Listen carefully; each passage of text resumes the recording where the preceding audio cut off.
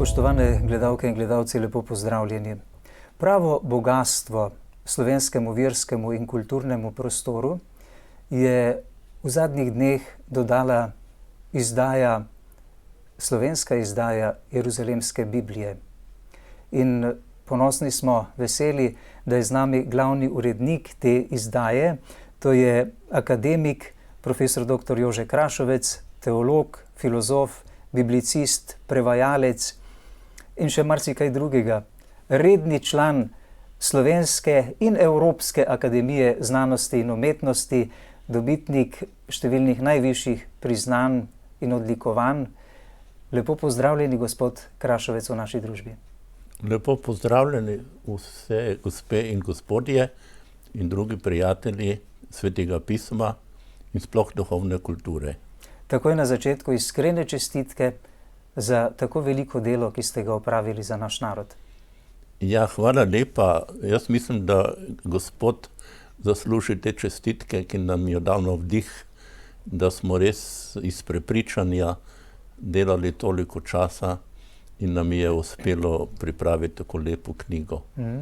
Gospod Krašovec, preden bova predstavila to izjemno obsežno delo, okoli 3000 listov, 3000 strani ima, morda kakšno splošno vprašanje.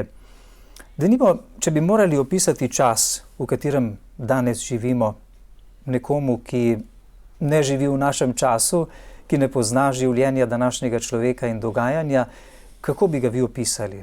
Predvsem v odnosu človeka do Boga in Boga do človeka. No, dobro vprašanje.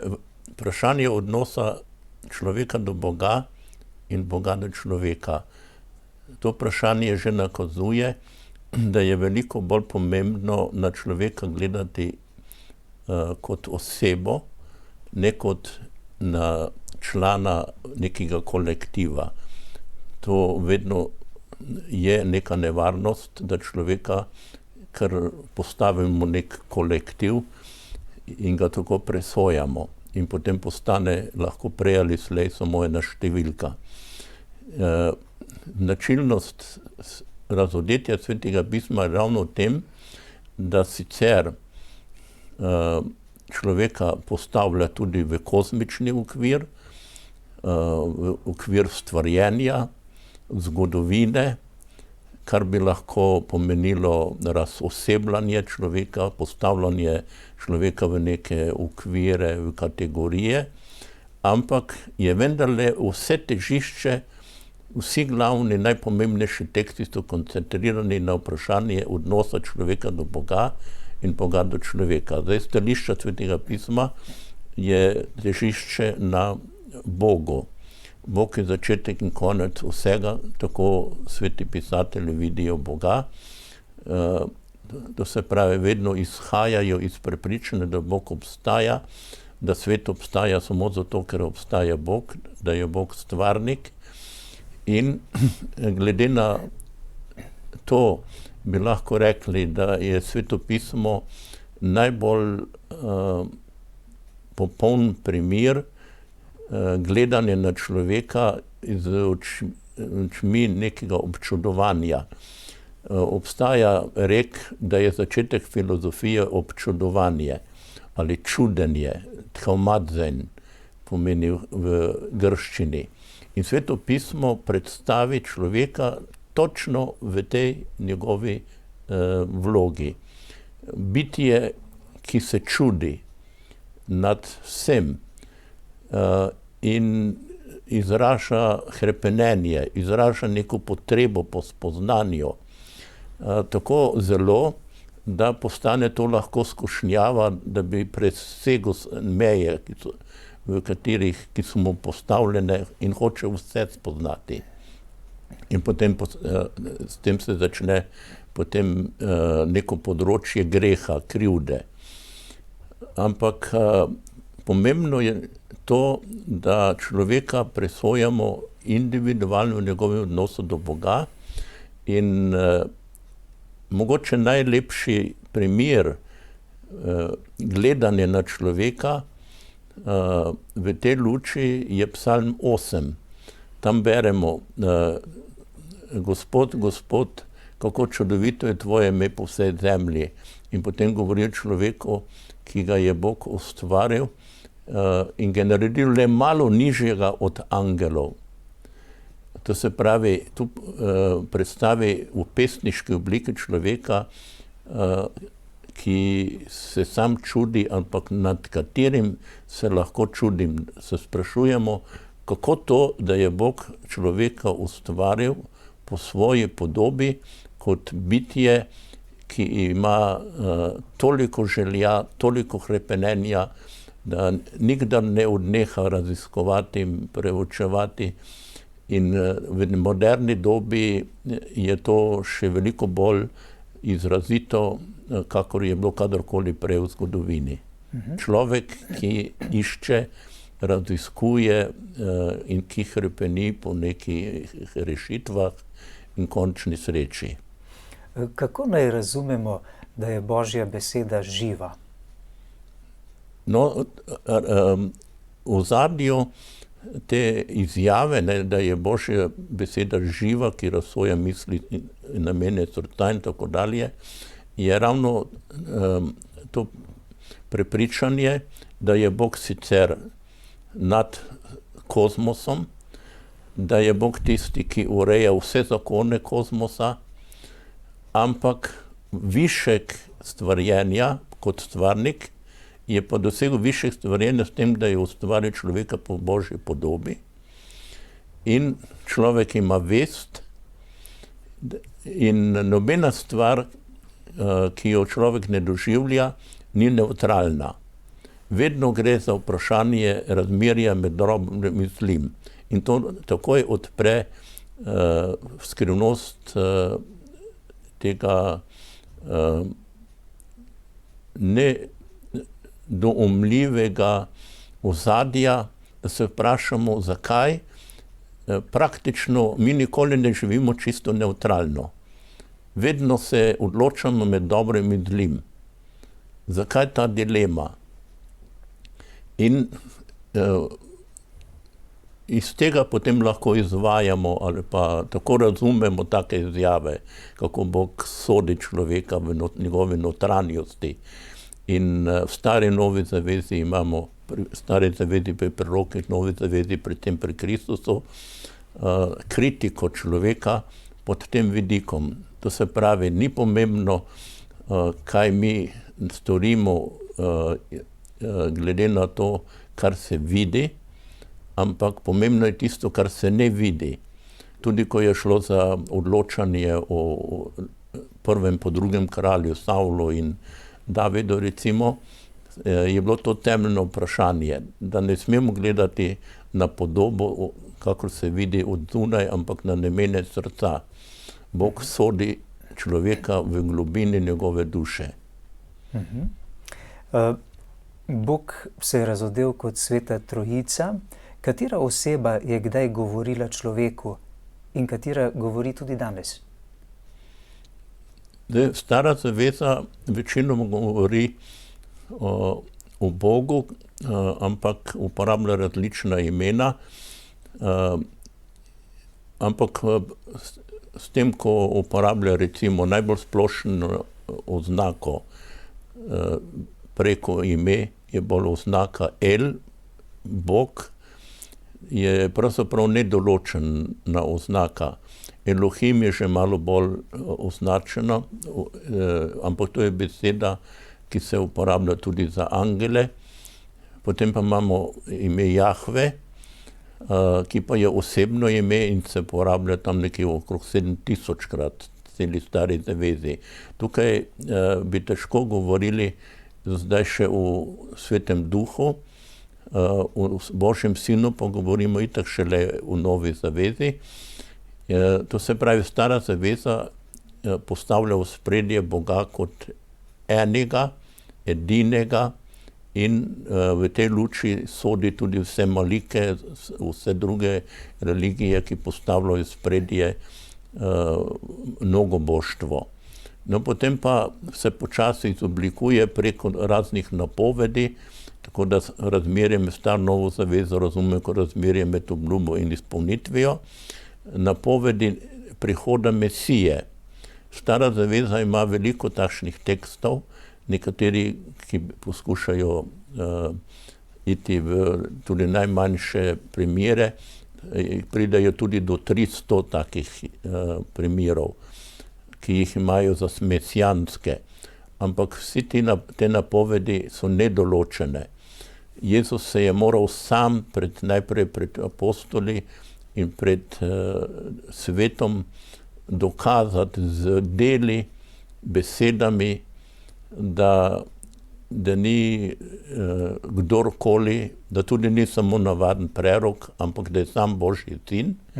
Vemo, koliko teh dilem so imeli že apostoli, kaj vidijo v njem. No in šele po vstajenju se izoblikuje ta vera, ali utrdi vera najprej pri apostolih in potem pri drugih, da je Jezus Božji sin, in potem s tem dobimo pravo osnovo za Sveto Trojico, ker pa Jezus govori velikokrat tudi o Svetem Duhu. V Janovem evangeliju recimo še posebej poudarjeno, da bo prišel tu lažnik Sveti Duh, ki bo pomagal, da bi še globlje razumeli skrivnosti Božjega razodetja. Vemo, da se je Bog človeku razodeval že od vsega začetka, tudi zadnjo knjigo javnega razodetja, Apokalipso, Janezovim razodetjem, Bog ni prenehal govoriti in se razodevati človeku. Danes smo na poseben način povabljeni, da bi vsi skupaj iskali način, kako prisluhniti Svetemu Duhu. Ali je Cerkev danes sploh pripravljena prisluhniti Svetemu Duhu, ki govori po verjetno vsakem verniku naši cerkvi, našim občestvom in skupnostim? No, če recimo uporabljamo izraz prisluhniti Svetemu Duhu, potem se mi zdi, da že vsaj nakažemo, da gre za govorico, Božjo govorico v človekovi duši, njegovi notranjosti. Če pa uporabljamo izraz na splošno samo poslušati, potem pa lahko mislimo, pomislimo na razmerje med učiteljem in učenci ali starši in otroci, in to čisto pozunanjeno. Recimo starši pričakujejo od otrok nekaj, otroci naj bi ubogali, pa ne glede na to, ali jim je to prav ali ne. Enkrat sem bil sam priča, kako je en fant, ki je imel 12 let, vpil nad očetom, pravi, moram iti v cerkev, tudi če nočem. To se lahko zgodi, da se pravi, da ga moti to, da mora poslušati starše, tudi če noče, ne?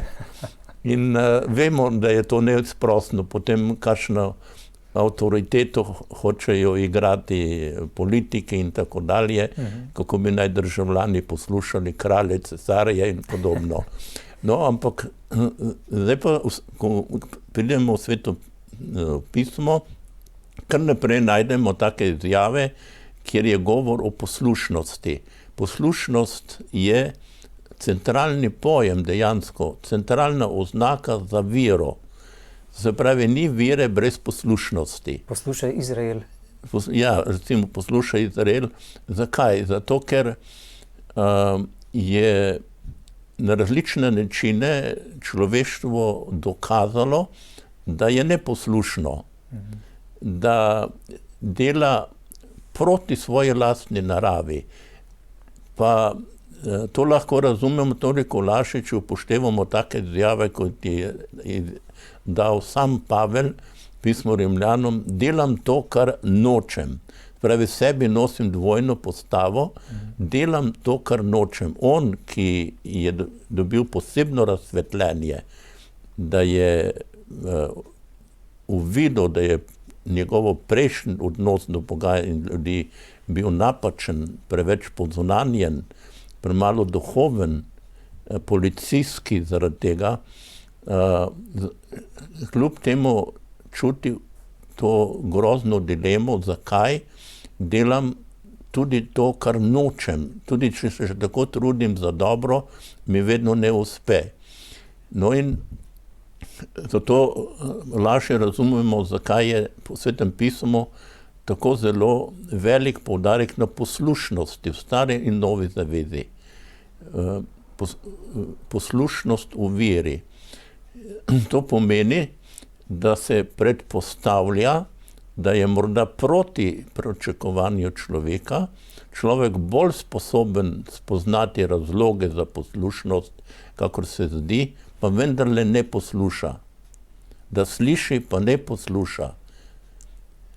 In tudi take primere imamo, ne? Recimo paradoks v 6. poglavju Izajeve knjige, celo kot program, prerok je poklican, da govori ljudstvo, ki sicer sliši, pa noče razumeti. Da se zaveda, da bi moral poslušati, pa ne posluša. Se pravi, da izpostavi neko notranjo razklanost človeškega bitja. Ampak to ne opravičuje, če ni poslušen. Zato, ker ima dovolj moči, dovolj možnosti, dovolj razlogov, notranjih in zunanjih, da razume, da obstajajo razlogi za poslušnost. Ampak zakaj je poslušnost tako pomembna? Ne zato, da recimo znam narediti stvari, ki imajo nek pomen za gospodarstvo, preživetje in tako dalje, ampak da storim stvari, ki so po svojem bistvu moralne narave. To se pravi, da Sveto pismo nikoli ni nevtralno glede spoznanja pa razlogov za poslušnost, neodvisno od morale. Vedno je vsako spoznanje je moralno kvalificirano, oziroma drugače rečeno, hebrejski pojem spoznanje, dat, je pravzaprav moralna kategorija. Je ključ za to, da človek tudi danes more zaznati in zajeti Svetega Duha prav v poslušnosti Božji besedi? Ja, to pomeni, ko govorimo o Bogu pod vidikom duha, še v Stari zavezi imamo izraz ruah, ne, da se Bog pojavlja kot duh, ki veje nad vodami, recimo. Ne. Potem mislimo na ta notranji uvid. Človek ima sposobnost notranjega uvida v stvari. Svetem pismu uporablja tudi takšne kategorije, kot so sanje, videnja. Vse to kaže na to sposobnost notranjega uvida. In če imam, to je, ja, in zdaj vprašanje, ali je to res samo nek preblisk, ali je to tudi duhovni uvid.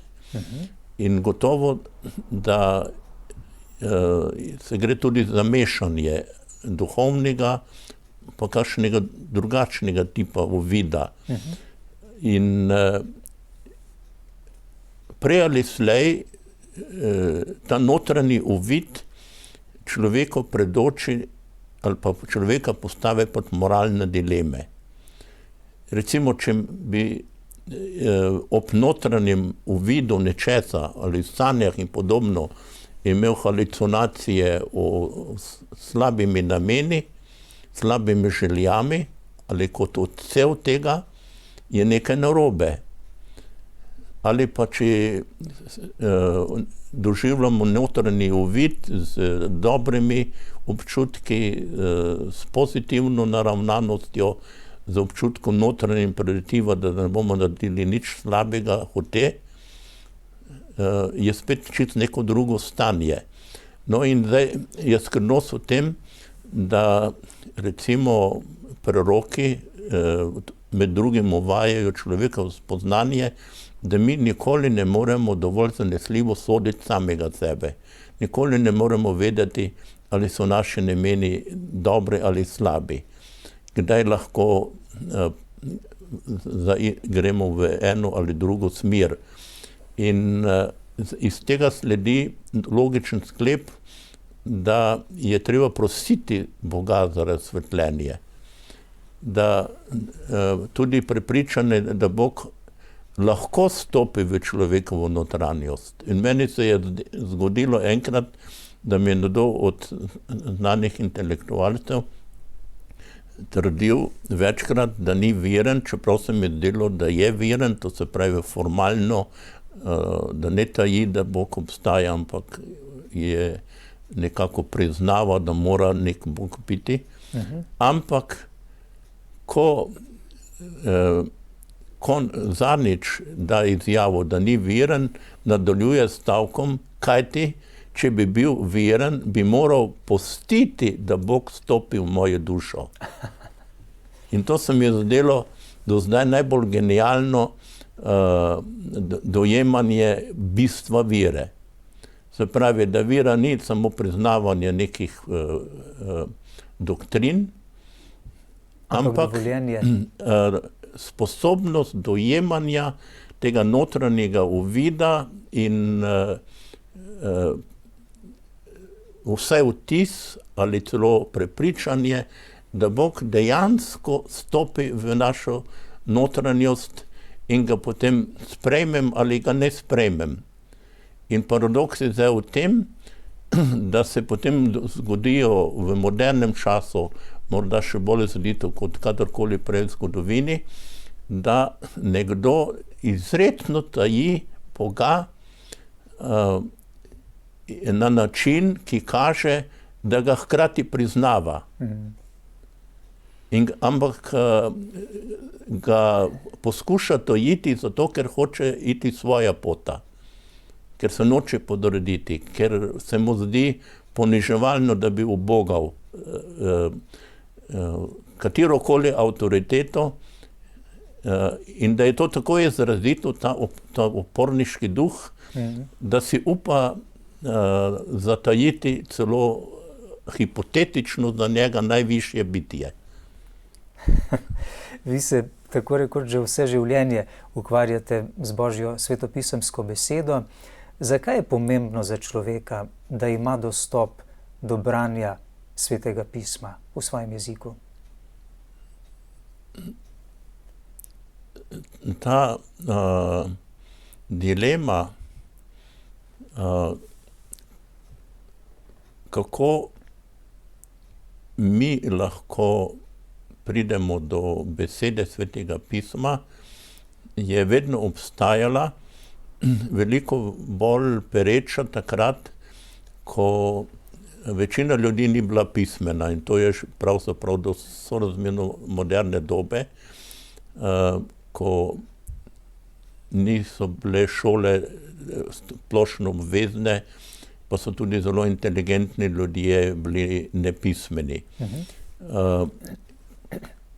Ampak svetopismo je za Hebrejce bilo svetopismo že v Stari zavezi, od Kristusove dobe naprej, ko se je krščanstvo hitro širili Stara in Nova zaveza, najprej judovstvo, potem po krščanstvu povezavi Stare Nove zaveze, postane sveta knjiga, knjiga knjig, sveta knjiga, in to pomeni prepričanje, da je to najvišja vrednota, da je to razodetje, da ni to samo neko zbirka spoznanj bolj ali manj človeške narave ali spoznanje o nekem Bogu, ampak da gre za besedo Boga samega, razodetje torej.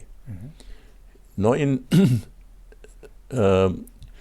dokler je večina ljudi bila nepismenih, to ne pomeni, da niso izražali želje, da bi spoznali to Božjo besedo. Večina ljudi je bila vernih, in sicer globoko vernih. Večina ljudi je kljub nepismenosti imela sposobnost tega notranjega uvida, celo genialnega uvida. Celo tako daleč lahko rečemo, da se strinjamo, jaz se vse strinjam s tem, kar sem prebral v knjigi Leva Tolstoja, Kaj je umetnost, da na nekem mestu pravi, da zelo preprosti ljudje, recimo, da so neizobraženi, največje skrivnosti zelo dobro razumejo. Pokvarjeni intelektualci pa najpreprostejših stvarih ne razumejo. Dobesedno tako formulirajo na mesto. Je njihov razum ovira? Ja, da je njihov razum postane ovira. Zato, ker razum uveljavljajo kot neko razsvetljanje, ki je zgolj človeško. No in to pomeni, da so morda tisti preprosti nepismeni še bolj globoko doživljali Boga in slutili to, kar svetopismo oznanja. No in potem so pa potrebovali in podprli seveda tako imenovano strukturo duhovnikov. Da duhovniki niso samo zvanci, da normalno je tako, da ne bi mogla neka vrsta kasta po nobeni religiji duhovnikov obstajati, če ne bi imela podpore potrebe ljudi. In zato je bilo zmeraj pričakovanje, da so duhovniki res ljudje, ki so Bogu posvečeni, ki oznanjajo res samo Boga in so sredniki med Bogom in ljudmi. Zato je v Svetem pismu je sploh veliko govora o sredništvu. Proroki so sredniki med Bogom in ljudmi, posredujejo Božjo besedo, jo razlagajo. No in zakaj je tak poudarek na razlaganju, pa tudi branju Svetega pisma in sicer glasno branje. Še včeraj, ne prevčeraj, sta me dva intelektualca vprašala, kaj to pomeni, da mi uporabljamo besedo svetopismo, stara in nova zaveza. Sem moral razložiti, da Judje ne poznajo besede stara zaveza, oziroma nova zaveza kot svojo knjigo razodeti, samo staro zavezo. Ampak tudi to svojo staro zavezo ne imenujejo, poimenuje besedo stara zaveza, ampak imajo druge izraze in eden izmed teh je mikra. To pomeni nekaj, kar se glasno bere. Ti predstavniki, recimo duhovniki, so pred ljudmi, med katerimi večina ni znala brati, svetopismo brali na glas in ga potem tudi razlagali.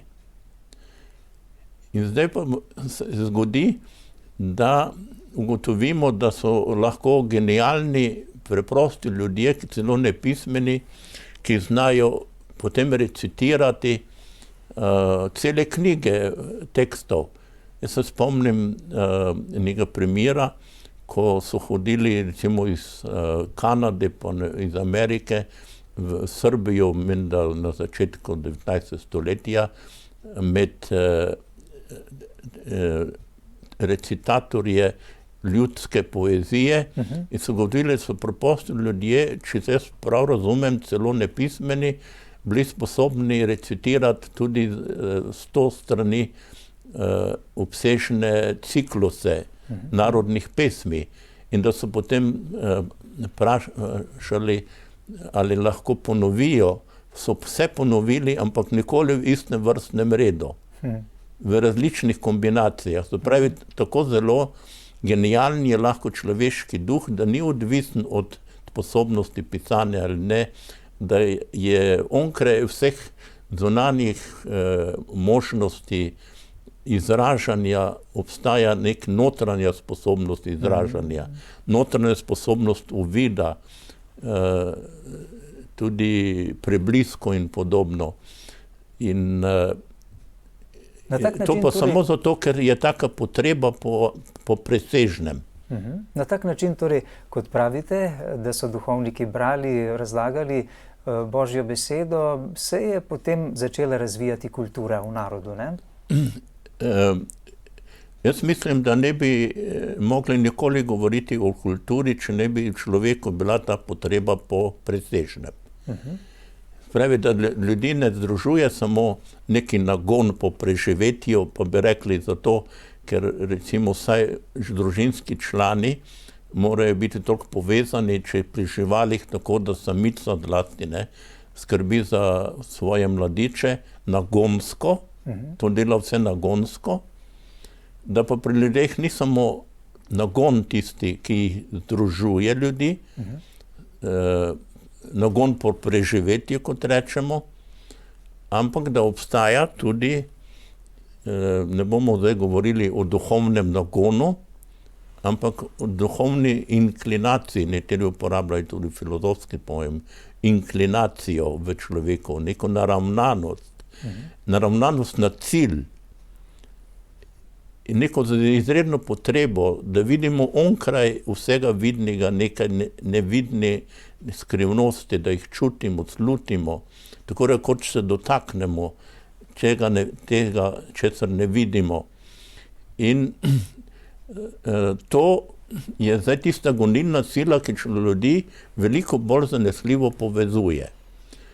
No in zdaj se je zgodilo, ko smo imeli predstavitev predvčeraj, da je ena zelo znana oseba potem izrazila čestitko in mi reče nekako tako, napiše, ta knjiga je izredno pomembna za cerkev, ampak še bolj pomembna za narodno tkivo. Tu smo pa čisto na začetku. Zakaj? Ker se zdaj dogaja neke vrste odpadništvo od tega, kar smo davno imeli, zavest, da je sveta knjiga absolutno najpomembnejši vir za človekovo kulturo. Da ne moremo govoriti o človekovi kulturi nevtralno, ampak vedno povezavi z duhovno kulturo. In da je torej svetopismo absolutno najpomembnejši vir. Imamo zdaj ljudi, ki se svetemu pismu posmehujejo. To je dejstvo. In se pojavljajo tudi, zdaj nedavno se je pojavil en članek v Sobotni prilogi, ki pomeni dobesedno zasmehovanje svetopisemskega pojmovanja vseh medčloveških odnosov, ki potem Boga razglaša za pokončevalca in podobno. Je to sedaj še zmeraj tisti boj med dobrim in zlim? Ja, in pridemo nazaj na pokorščino, ne? Da nekdo dobro ve, da večina razsodnih ljudi verjame v Boga, verjame v to, da je nekaj presežnega, ki vključuje moralni imperativ.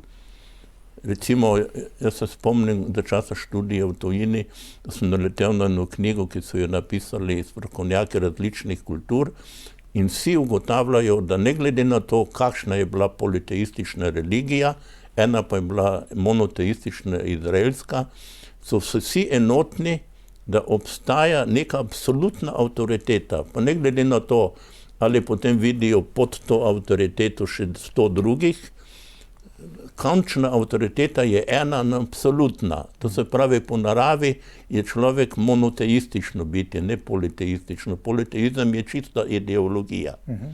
V resnici vse to, kar mi čutimo, slutimo, kaže na monoteizem. Edino logično je, obstaja en sam Bog, ki je stvarnik vsega, pa tudi zato govorimo, da v bistvu obstaja ena sama ljubezen, ne?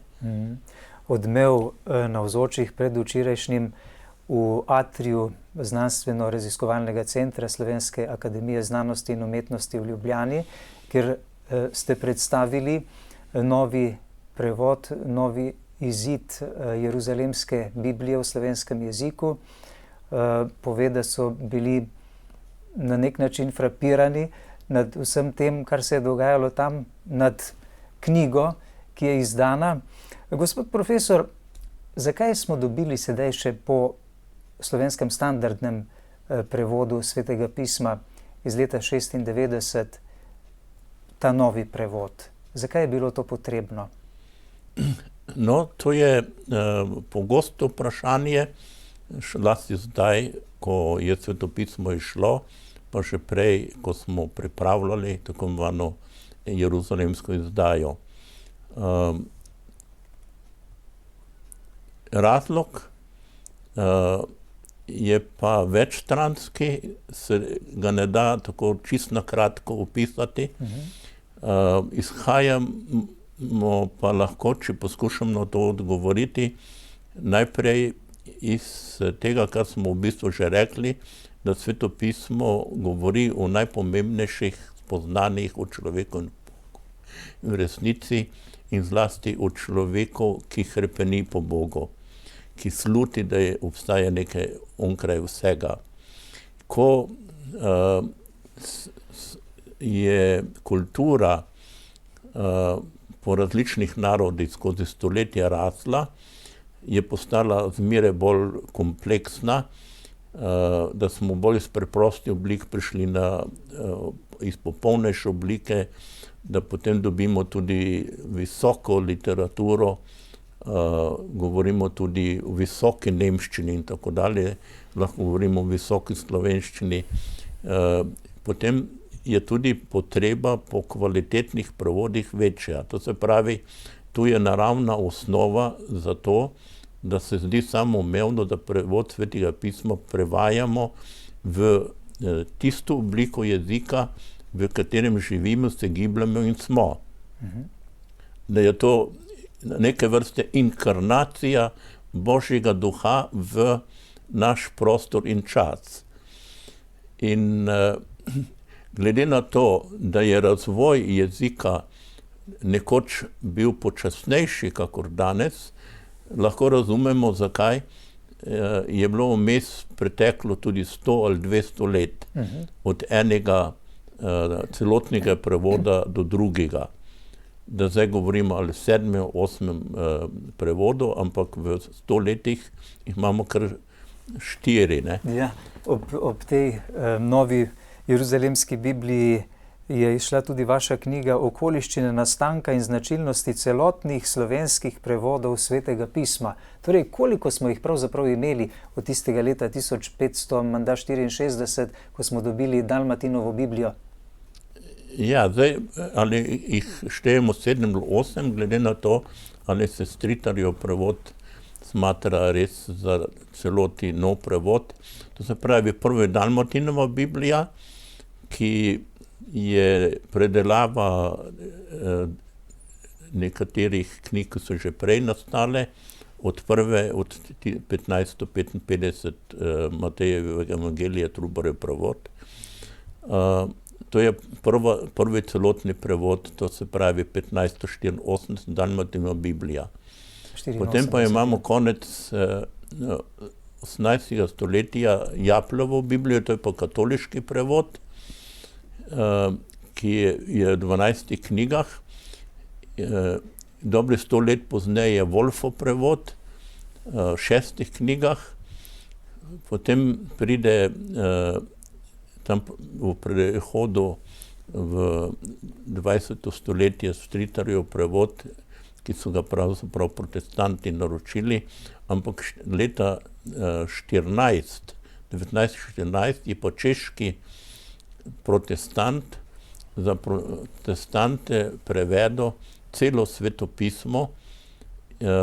To je bil Antonin Hraska. In Hrasko prevod ga štejemo kot celotni prevod. To se pravi, to je 4. Potem imamo mariborsko izdajo 58-62 v 4 knjigah. In ta prevod je zelo popularen še danes. Zakaj? Ker ima zelo uporabne uvode in opombe. Ko sem bil študent, nisem še vedel, odkot so prevajalci te opombe vzeli, ali so jih res sami sestavljali ali prevzeli. Pozneje sem pa ugotovil, da so dejansko že prevzeli iz Jeruzalemske Biblije, prve izdaje 57. leta. Se ta prevod uporablja še danes v bogoslužnih spisih oziroma branjih? Ja, no in takrat, ko smo dobili tak komentiran prevod Svetega pisma v 4 knjigah, v časih, ko ni bilo samoumevno, to je še trda v obdobje komunističnega režima, menda tudi iz političnih razlogov pustili, da je to šlo Mariboru, ker je bil škof Držečnik bolj sprejemljiv za režim kot recimo v ljubljanski škofiji. Je potem so na podlagi te izdaje tiskali misal, pa vse liturgične knjige in te imamo še danes. In ko sem jaz končal študij 70. leta v Rimu in začel predavati, sem takoj slišal na različnih mestih komentirati duhovnike, da želijo nov prevod Svetega pisma. Pa sem se vprašal, zakaj, ker jaz na začetku nisem si predstavljal, da bo glavnina mojega dela prevajanje Svetega pisma, ampak pač poučevanje Svetega pisma, ob tem pa preučevanje, pisanje člankov, pa mogoče tudi knjig ali komentarjev, ki jih nismo imeli. Potem pa slišim kar naprej, da potrebujo nov prevod Svetega pisma. To pomeni, se pravi, da je bilo okrog 1980, 58, 62, se pravi komaj dobrih 20 let naprej. Še vedno se vprašam, zakaj so pričakovali nov prevod v bistvu dobrih 20 let pozneje, ko smo dobili to mariborsko izdajo. No in so navajali različne razloge, če da bi potrebovali še bolj obsežne opombe, uvode in opombe. Drugič, še bolj prečiščen jezik v slovenščini. In to pomeni, da pa uvodi in opombe morajo biti še bolj v koraku s sodobno biblicistiko.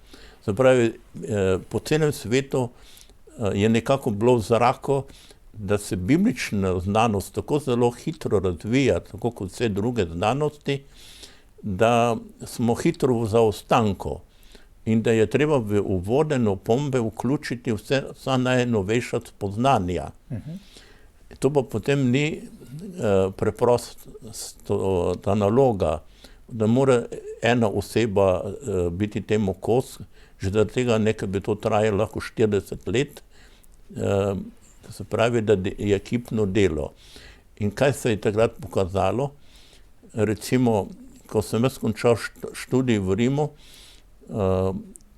smo bila potem samo dva predavatelja in ko je bil pritisk na tem, da potrebujem nov prevod, zmeraj večji, sem začel resno razmišljati, kako bomo ta problem rešili, da v doglednem času pridemo res dokumentiran prevod Svetega pisma in sem predlagal, da bi vključili tudi laike iz filozofske fakultete, recimo profesorja Gantarja, potem profesorja Rebulo, pa je bil še profesor Črnilogar, ki je bil sicer duhovnik, ampak ne specialist za svetopismo, pa par biblicistov.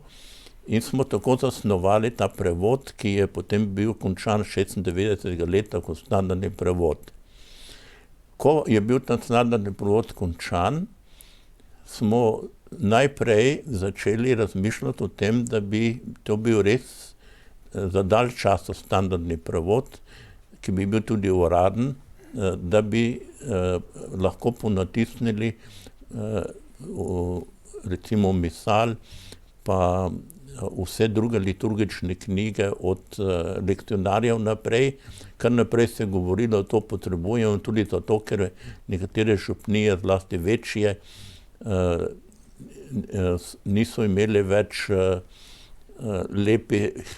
lepe oblike teh lekcionarjev, ker so jih veliko uporabljali, na zaloge pa nobene ni bilo, da bi jih lahko nabavili. Potem je brevir nastal, malo predelan. No, potem se pa zgodi, da je bila velika potreba po tem, da bi psalme priredili tudi za petje.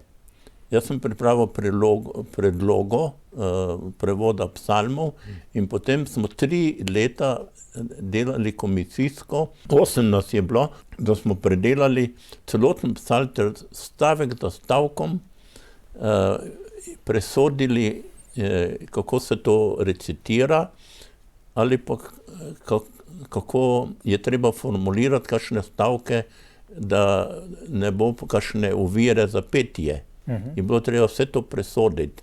In smo potem po 3 letih dobili revidirano izdajo psalmov. To pomeni, to pa ni več ista verzija, kot je v standardnem prevodu. Potem se je pokazalo, da so nekateri prevajalci, zlasti lajke, ki niso bili teologi, niso bili toliko vešči teh kompleksnih bibličnih vprašanj od antike do danes, ki izhajajo iz semitskih korenov preko grščine, latinščine v naše sodobne jezike, da so nasedli neki ideologiji o tako imenovanem ustvarjalnem prevajanju, da so enačili nalogo prevajanja Svetega pisma z nalogo prevajanja nesvetne literature.